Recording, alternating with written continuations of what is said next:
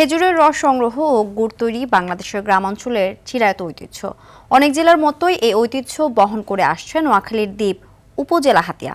নদীমাতৃক এ উপজেলায় রয়েছে খেজুরের রস সংগ্রহ ও বাজারজাতের উজ্জ্বল সম্ভাবনা। নোয়াখালীর হাতিয়া প্রতিনিধি ইসমাইল হোসেন কিরণের তথ্যচিত্রে বিস্তারিত জানাচ্ছেন লামিয়া তানজিল মাহমুদ। চলছে শীতকাল, ভোর থেকে রস সংগ্রহে নেমে পড়েন গাছিরা। প্রতি হাড়ি রস বিক্রি করেন 50 থেকে 60 টাকায়। বংশানুক্রমে এর রস সংগ্রহ ও তা দিয়ে তৈরি গুড় বিক্রি করে জীবিকা নির্বাহ করেন অনেক গাছি। এক মাসের মতন গাছ কাটি আলা দিলে 12-13 টিল্লে 10 করে জাল দেওয়ার পরে এখানে মনে করেন 15-20 কেজি মিঠাই হয়েছে।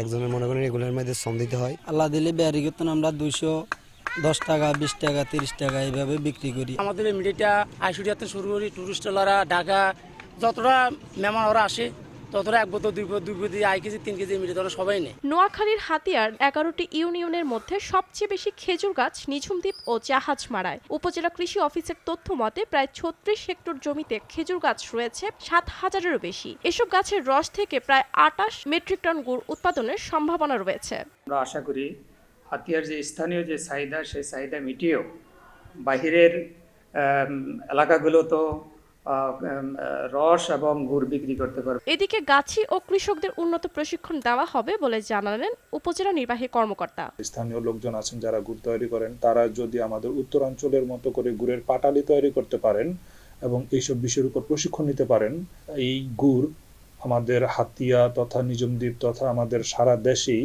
এটা সারা বছরই পাঠাতে পারবেন। খেজুর রসের উৎপাদন বাড়ানো এবং গুড় সংরক্ষণে কার্যকর পদক্ষেপের আশায় দিন গুনছেন হাতিয়াবাসী।